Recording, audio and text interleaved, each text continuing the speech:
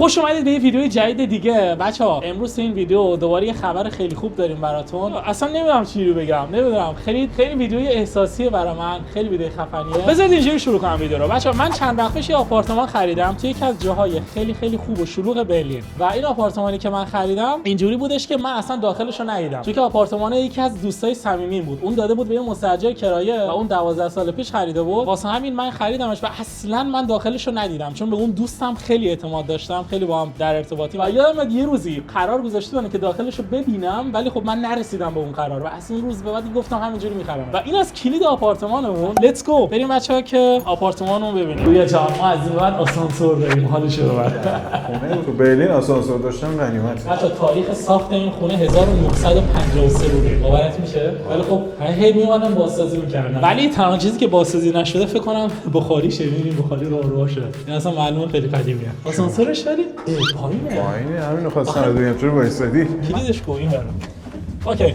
اینا کلیده مهران. بچه وقتی میزنیش اصلا قرمز نمیشه، میبینی؟ دورش قرمز نشده. فکر کنم خرابه. معمولا الان مثلا اگه یکی بعد دورش قرمز شه، بعد بره دو قرمز شه. شو کردی؟ خودش رو کردی. رسیدیم شد. اینجا چراغش خاموشه. اولین نکته‌ای که می‌خواستم بگم این بود، از آسانسور پیدا شدیم نگاه کن. یه البته این تو راهروش اینجوریه نه؟ آره درست میشه. این خونه رو که تو خودت نمی‌خوای تو زندگی کنی. نه این خونه برای من نیست. من خونه خودمو دارم. ولی این بچه‌ها برای کرایه است و آخر ویدیو هم بهتون میگم که دقیقاً چیکارش کنید. بکن یه بو قدیمی میاد. قبول داری؟ هولی شیت، چه رنگ زشتی خداییش، چه رنگ زشتی. سبزی زدن، چه سبز توزو. آره بچه رنگ خونه سبزه، درش بسته نمیشه. بده پایین. آره بعد بدی پایین، ولی معمولا باید بسته شه. درش قدیمیه نه؟ الان بسته شد. اینو تو فیلم هم همیشه میدیدم، میبینی؟ قفلش این قفلای ته 600,000 سال پیشه. اصلا من نمیدونم چطوری باز بستن میشه. حالا نمیخواد قفل کنی. ولش. من فقط نقشه خونه رو دیده بودم. تو نقشه خونه میگفتش که یه حالت راهرو مانند داره، توالت، آشپزخونه، یه اتاق. بیا از چپ شروع کنیم. اول اصلا اینجا رو که دیدیم، اینجا ورودی خونه است. خب کتتو در میاری، آویزون میکنی، حال میکنی. این کمد هم داره. بزنم تو کمد چیه؟ ولی این رنگای سبز تو دوربین باحال شده مهران. انگار اومدیم استودیو. آره خیلی باحال. بچه‌ها اولین اتاق ما. یه دونش روشن شد. یه دونش روشن شد. لامپ یه دونش روشن نداره. خراب نیست ولی نداره. لامپ چطوری هست؟ همینم دست نزنیم بهتره. آره برش. اولین اتاقشه. خب یه ذره کوچیکه ولی به نظر اوکیه. ولی چیزی که من ازش میترسیدم این بود که کف خونه خوب نباشه و دیوارا خوب نباشه. ولی کف خونه و دیوارا خوبه. دیوارا عالیه. ببین سقف خونه هم عالیه. همینجا کاغذ دیواری داره و کاغذ دیواریش هم خوبه. مثلا من خونه‌ای که خریدم اونجا خوب نیست. خدایش خوب نیست اون کاغذ دیواریش. کفش باید اوریجینال باشه چون این طرح لامینات خیلی قدیمیه. ببین از این چیزی که فکرشو می‌کردم بهتره. من حدس می‌زدم مثلا یه خراب است ولی خدایش نه. خدایش خیلی خوبه. فقط یه لامپ می‌خواد. این اتاق. نگاه کن اینجا رو می‌بینی؟ اینا رو می‌تونی کلا عوض کنی. یه چیزی بلندتر بزنی که دیگه مثلا این آره قرنیزاش باید عوض شه. آره میشه عوض. اونجا رو شکسته. این وای اینم همچین. آره ولی پریز برقاش قدیمیه می‌بینی؟ آره خیلی قدیمیه معلومه. بچه‌ها اولین اتاقو دیدیم. بریم سراغ اتاق بعدی. چیه این دستشوییه؟ این باید دستشویی باشه. وای اصلا نمیخوام توشو ببینم. اصلا نمیخوام توشو ببینم. اصلا توش نمیخوام برم. پول خود تنها برو. فقط لامپش خوبه. تمیز نکردن اینجا رو. آره. نه الان قید سرشون فکر کنم تمیز کردن. بذار من ببینم. چقدر اینجا قدیمی و چرته. اینجا اصلا زرده. اینا چیان؟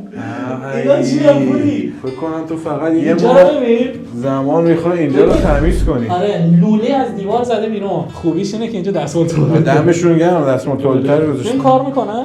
آره خدا شکر. میدونی که من همیشه بیرون دستشویی دارم. نه ولی بچه‌ها واقعا خیلی وان داره. خیلی قدیمیه وانش. ببینم کار میکنه. آب گرم کار میکنه میبینی؟ آره. آب سرد کار نمیکنه. اصلا من نمیدونم کدوم آدم میتونه اینو استفاده کنه. من واقعا درک نمیکنم. بدی توالتش اینه که اصلا پنجره نداره. یعنی یه دونه هواکش ولی داره خدا روشه. اینجا باید بازسازی شه. بعد کلا سرامیک جدید تا سقف بیاد. دیگه وان قدیمی شده. بعد اینجا یه دونه دوش جدید بیاد خوشگل با شیشه. ببین اینجا اینم خیلی چرته. اینم کلا باید عوض بشه. برای بچه این اتاق این این خونه طراحی نشده؟ آره من بعد اینجوری وایسم خم بشم بتونم دستام بشورم. بچا دستشویی هم خودش میجورم. بریم سراغ محل بعدی. واه انباریه؟ آره ببین اینو من ندیده بودم تو نقشه خونه. من نقشه قدیمیشو داشتم مال 1953. اینجا کلا یه تیکه بوده. بچا یه انباری کوچیکه. بعد نگاه کن این دیوار سفته، دیوار اینوری کاذبه، اینم کاذبه. اینو جدید زدم.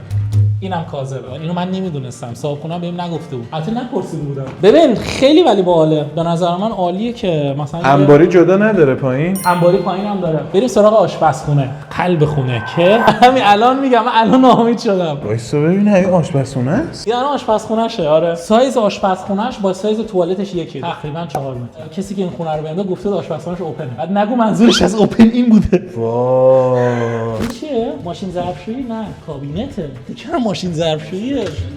اوه این سطر زباله است. بعد بندازیش بره مستقیم. چقدر همه کثیفن. بچه‌ها این زیرو ببینید کپک زده قشنگ. چقدر قدیمیه اینا. چه دیراز هست. تا حالا اینقدر دیراز من ندیده بودم. اینم از آب گرم کنشه. من اینم برو اول می‌دارم یعنی نمی‌دونستم سیستم آب خونه چجوریه. این درش هم کوچیک‌تر از بقیه درش کوچیکه. درش 50. صاف بیا بیرون. ببین میتونی مستقیم بیا بیرون. دستام می‌خوره خودش. دیوارش کاذب خدا رو شکر میشه درشو. بچه‌ها اینم ببینید یه گازم روش هست. ترک داره پوریه. از یه همچین خونه قدیمی چه توقعی داری؟ بریم سراغ پذیرایی خونه. آقا این از پذیرایی خونه است و یکی از خوبیای این آپارتمان اینه که جاش خیلی خوبه. بهترین خوبیش و بهترین آپشنی که این خونه داره جاشه. من به این دلیل بود که این خونه رو گرفتم. ببین همه چیز داره. یعنی بغل این خونه یه دونه مرکز خرید بسیار بزرگه. پمپ بنزین پایین خونه است، ساندویچی پایین این خونه است، سوپرمارکت پایینه و این پشت یا نگاه کن این نور نارنجی رو می‌بینی؟ اینم یه مغازه خیلی بزرگی که مثلا هر لوازمی که بگی می‌فروشن. این منطقه همه چیز داره، مدرسه، هر چی که بگی داره. استخر پیاده میتونی بری. استخر و باشگاه. بعد یه خوبی دیگه که داره اینه که پارکینگ هم داره. یه پارکینگ اختصاصی داره نه؟ ولی خب برگردیم سراغ پذیراییش. اولین اتاقش عالی بود. خب توالتش زیاد جالب نبود که خیلی براش زیاده. توالتش اصلا جالب نبود. آشپزخونه‌اش اصلا جالب نبود. ولی پذیراییش هم خیلی خوبه. بچه‌ها این دیوار رو بنفش رنگش کردن و رنگش بد نیست، میشه استفاده کرد. ولی اینجا رو ببین چقدر پریزه برق قدیمیه. به نظر من اولین کاری که آدم باید بکنه که پریزه برق اینجا رو باید عوض کنه. بعد چراغا رو باید بهتر کنه. بعد بره سراغ دستشویی توالت. به نظرم بقیه خونه اوکی. بخاری‌ها اگه آدم بتونه عوض کنه عالی میشه. بچه‌ها اینجا الان آشپزخونه خونه است. بعد من اینو خریدم میگفتن اوپنه. چیزی که تو اینترنت سفارش میدی، چیزی که بهت تحویل میدن. اینا رو بعد کلا در آورد. آشپزخونه رو بعد آورد تا اینجا. یه ردیف کلا آشپزخونه زد. یکی کرد دیگه. آفرین. اینجا کلا یه تیکه بشه آشپزخونه. بعد اینجا دوباره تا اینجا بشه آشپزخونه. بعد این دیوار این برداشتش کلا که این یه تیکه بشه آشپزخونه. یه کمد هم اینجا داریم. اوه یه تیکه است. من فکر کنم چند تیکه است. خوبه. یه کمد هم داریم. این از این بریم سراغ بالکن. بالکنش بزرگه خودش. آره چه بالکن بزرگی داره. آره خودش بچه بالکنش بزرگه. فقط کفش سیمانیه. کفشو بعد یه چیزی زد که باحال شه. بعد پوری پارکینگ این خونه دقیقاً اون گوشه است. دید داری به ماشینت از این بالا. نه ولی خونه رو خیلی تمیز تحویل داده. دمش گرم. میدونی از چی بیشتر من خوشحالم؟ از اینکه پنجره‌اش نوه. البته اینو من پرسیده بودن گفته بودن که نوه. به اگه پنجره قدیمی می بود زوجیداره نیستن. پنجره قدیمی دو لایه پنجره می‌زدن قدیماتو. بعد اونا خیلی چرتن. همیشه تو خونه سرده. بعد چی میگن مثلا بخار میزنن پنجره و اصلا خوب نیستن. بعد همیشه هم کپک میزنن. ولی این پنجرهش اینم چقدر بزرگه. دیدو ببین. چقدر باحاله. این از پذیرایی خونه حتی جا پرده‌ای هم داره. خدا رو شکر دیگه نیاز نیست جا پرده‌ای بزنی. همین. خیلی برنامه خفن هم با این خونه داری دیگه. این خونه مال خودت نیست. باش داریم. ولی یه خونه گرفتم که یه ذره اطراف برلین ویلایی هاوزه. پیشنهادم بهم شد گفتم اینم بخرم به هر حال حالا شاید یه روزی دوست داشتم دوباره برگردم سمت برلین. گفتم که اصلا بیام تو این خونه یه خونه دوم داشته باشه. ولی موقتا فکر کنم این خونه رو بدیم کرایه. خونه رو میخوام بسازمش اونجا رو میخوام شیکش کنم و اینجا خیلی کوچیکه. مثلا بهترین کار اینه که بدیمش کرایه تا چند سال. بعد چند سال آدم به هر حال میتونه دوباره تصمیم بگیره. وضعیت کل خونه به نظر من 8. خب عالیه. 8. دیوارش کفش 20. تنها چیزی که منو ناراحت و غمگین میکنه آشپزخونه و توالتش. آره این دو تاش اگه درست شه خونه فوق العاده میشه. چون مکانش یه جاییه که این خونه رو باید گذاشت رو سرش. یعنی اگه تو این منطقه زندگی کنید اصلا نیازی به ماشین نداری. همه جای برلین میتونی بری. خب مهران قیمت این خونه چقدر شد؟ میگم یه چیزی هولوش 150,000 یورو. نمیتونم بگم. بچه‌ها واقعا قیمتش نمیتونم بگم ولی هولوش 200,000 یورو هم داره. یه آپارتمان 2 خوابه 200,000 تا فقط واسه اینکه جاش خوبه. ولی خیلی آره دیگه. به خاطر جاشه. تو بالا بالا شهرم خونه بگیری گرون‌تره. یعنی به خاطر جاشه. ولی خدایش خونه تمیز من راضی‌ام. بچه‌ها خواستم اینو بهتون بگم که من تمام زندگیمو زحمت کشیدم اون کار کردم. یعنی همین امروز هم از ساعت 9 صبح بیدار بودم تا الان که ساعت 8 شبه مشغول کار کردنم و نمیدونم. ببین یه روزی من اومدم برلین توی کمپ پرندگی بودم با 17 نفر آدم.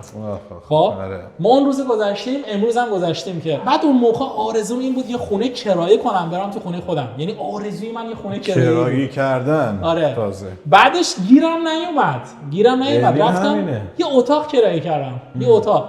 ولی امروز مثلا این خونه سومیمه بعد نمیدونم تو کدوم زندگی کنم. میدونی چی میگم؟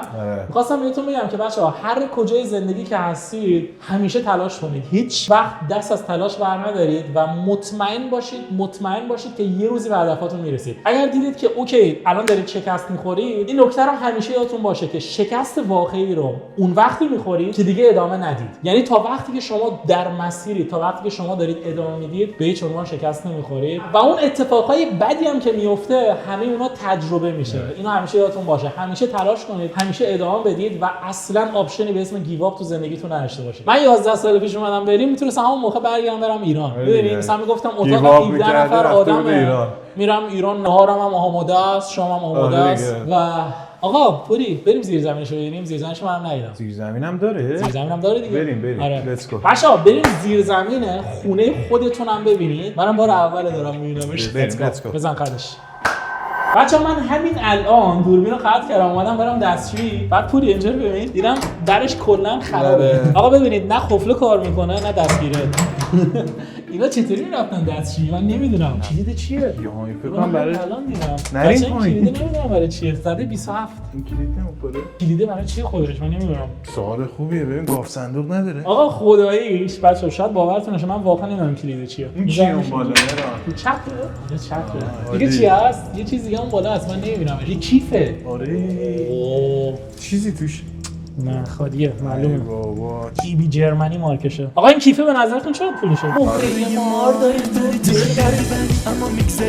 خب بچه‌ها ما رسیدیم به قسمت انباری. بیا بیرون دیگه میخوام در آسانسور ببرم. عجب گاوی. نه این نیست. انباری باید این باشه.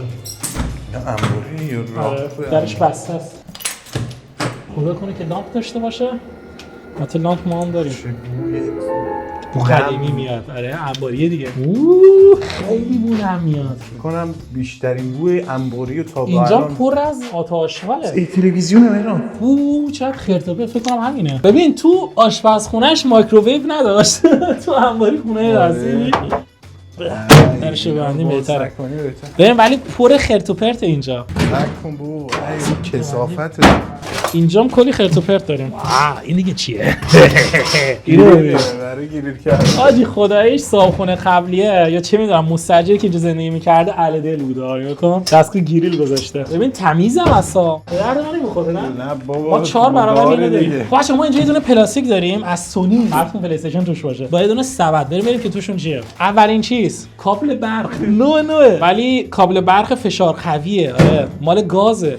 گاز جدید اومدن نصب کنن اینو اضاف گرفتن بعد دیدن کوتاهه. ببین سنباده هست اینجا همه 120 ان. سنباده 120 لازم میشه. این بعد یه لامپ قدیمی باشه. پشمام یه لامپ قدیمی. خیلی هم قدیمیه. سنباده های بیشتر سنباده 40 120. سنباده چی میسابیده؟ این مال لوله توالتی جایی باید باشه. اینو ببین یه آجر قدیمی 14 و 11. اینم خیلی لازمه.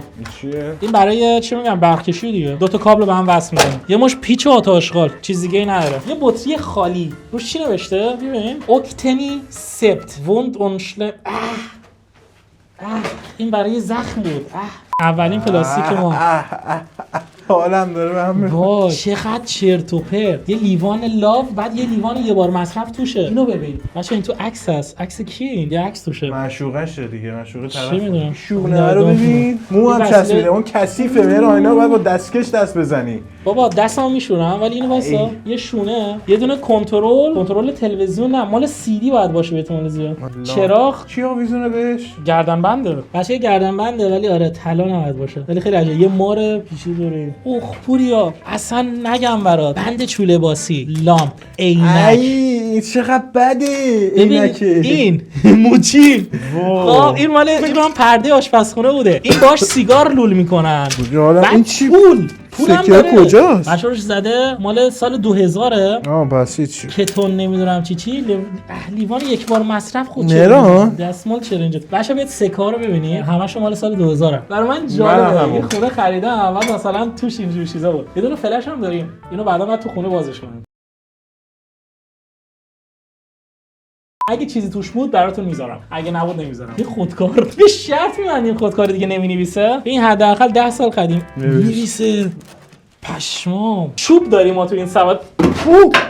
عنکبوت بهش بود. اوکی بچه‌ها یه پلاستیک دیگه داریم. لیتس گو. داره یه ذره جذاب‌تر میشه ولی این یه چیز نرم توشه. لباسه. نه پلاستیک و اینجور چیزا تو اینه. تو این دمپاییه. نه کفشه. خب اینو بیارم بیرون. ای مال کیه آخه؟ کی همچین چیزی میپوشه؟ من نمیدونم. به یه کابل ماهواره اینجا هست، پلاستیک، شلوار بود. این شلواره. واه حاجی 5 یورو سود کردیم. این چسبه استفاده نشده. میدونی مال چه سالیه؟ بچا مال سال 2015 است. 2015 اینم بندازیم بریم 5 یورو هم سود نگیریم. ان توش نبود. پر از کثافت. فقط کثافت توش بود. اوکی بچا همه اینا رو من بذارم داخل دوباره. یه وانت یه چیزی باید بگیریم. همه رو بندازیم بریم. تو چرا دور میشی؟ خرابه ببینی؟ پس سوالی که من دارم اینه که نگاه کن زیر زمین رو قفل میزنم. ولی خب این قفلش با 2 تا پیچ گیره. یه گوشتی برقی مینی این قدیم تو جیبت بیا تو زیر زمین. واسه برو. قفل بازه. اینو بعد از دیده امروز من خیلی هیجان دارم، خیلی خوشحالم بابت این خونه. نمیدونید چه سختیایی که من بابت این کشیدم. دم همه شما گرم که از من حمایت کردید. تشکر میکنم از همه شما و هر چی که من دارم مال شماست و اگرم من ویدیویی دارم میگیرم، اگه خوشحالیمو دارم با شما شیر میکنم، واسه اینه که من شما رو جزء از خانواده خودم میبینم. واقعا نمیدونم. ببین اگه یوتیوب خالی بود نمیتونستم یه همچین خونه ای رو بخرم. از 6 سال پیش تا تقریبا چند ماه پیش من سر کارم میرفتم، تونستم کلی پول پس انداز کنم. از طرفی در کنارش یوتیوب خیلی بهم کمک کرد. اونجا تونستم کلی پول پس انداز کنم که امروز بتونم یه همچین خونه‌ای بگیرم. بازم میگم مرسی بابت حمایتاتون، عشق منید و جاتون اینجاست. بای بای. خیلی بی‌تربیتی.